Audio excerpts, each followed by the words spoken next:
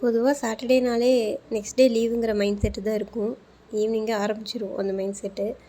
அதனால் நைட்டு வந்ததையும் எந்த வேலையுமே அப்புறம் பார்த்துக்கலாம், நாளைக்கு பார்த்துக்கலாம் அப்படிங்கிற மாதிரி தான் மைண்ட் செட் இருக்கும். நைட்டு 8:30 தான் கிச்சன் பக்கமே வந்தேன்.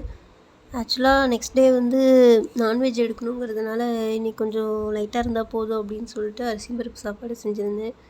அப்புறம் ஆம்லேட்டுக்கு வந்து ரெடி பண்ணியிருந்தேன். நான் வேலையை விட்டு வரும்போதே எங்கள் வீட்டுக்காரர் கீழே பை எடுத்துகிட்டு வர சொல்லிவிட்டு கடைக்கும் கையோடு போயிட்டு வந்துட்டேன். இல்லைன்னா மேலே ஏறிட்டு இறங்குறது ரொம்ப சிரமம். ஏன்னா நாங்கள் 4வது மாடியில் இருக்கிறோம். அதனால் கையோட கடைக்கும் போயிட்டு வந்துட்டேன். இல்லைன்னா மறுபடியும் ஏறி இறங்க முடியாது. இப்போ முதல்ல சாப்பாடு ஆக்கிட்டு மீதி இருக்கிற நேரத்தில் இந்த இதெல்லாம் எடுத்து வச்சிடலான்னு பார்த்தேன். தக்காளியும் முட்டையும் தான் வாங்கிட்டு வந்திருந்தேன். அம்மா நாளைக்கு வரதா சொல்லியிருந்தாங்க. ஸோ புரட்டாசி வேறு பிறக்குது இல்லையா, அதனால் 1 மந்த்துக்கு நான்வெஜ் சாப்பிடக்கூடாது. முட்டையும் நாங்கள் எடுத்துக்க மாட்டோம். அதனால் இன்றைக்கே வந்து செஞ்சுட்டேன். நாளைக்கு ஞாயிற்றுக்கிழமை திங்கக்கிழமை ஒரு நாள் இருக்குது, செவ்வாய்க்கிழமை புரட்டாசி பிறக்குது. அதுக்குள்ளே முட்டையை தீர்த்துடுவேன். நாளைக்கு நான்வெஜ்ஜுக்கு ஒரு 2-3 முட்டை தீரும். அதுக்கப்புறம் முட்டை குழம்பு ஏதாவது வச்சு அது காலி பண்ண வேண்டியது தான். பண்ணிவிட்டு மறுபடியும் இன்னொரு டைம் வீடு வலிக்கணும். ஆக்சுவலாக இன்றைக்கி தான் வீடு வலித்தேன்.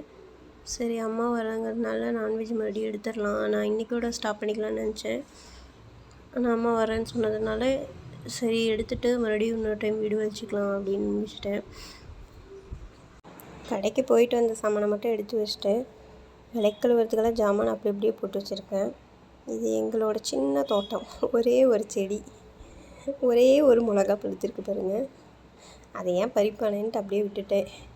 பார்க்குறதுக்கு அழகாக இருக்குல்ல, அதனால் அப்படியே பேசிகிட்டே சமையல் ஆயிடுச்சு.